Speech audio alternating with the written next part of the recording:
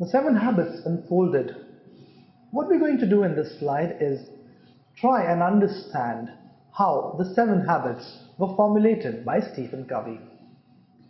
The very first circle states, focuses more on character than personality. Yes, according to Covey, character is more important than personality.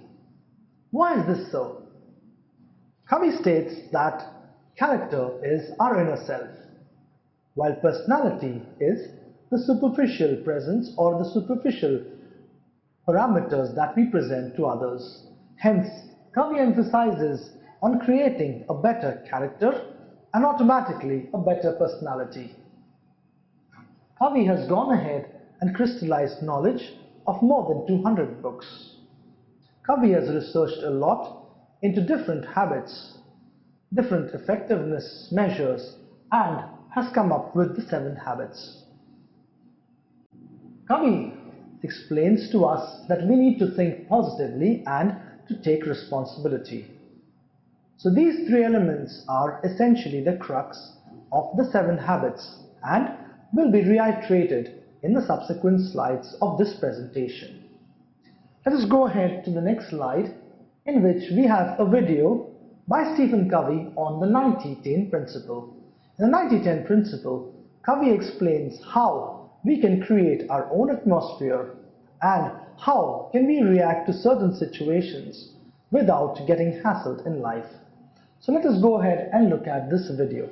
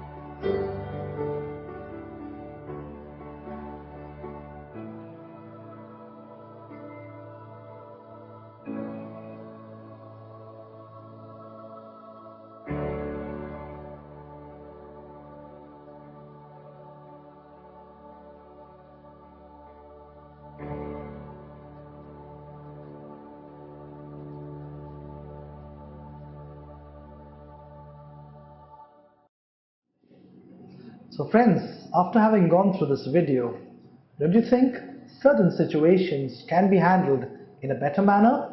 Yes. So what we need to do is, we need to go ahead and practice the 90-10 principle. Think of Stephen Covey whenever you're faced with a difficult situation. What would you do when put into that situation? What would Covey do? So go ahead and try this principle. In the next slide, we will continue with the 7 habits unfolded. What we'll do is we'll take a look at how we go ahead and make people understand the 7 habits.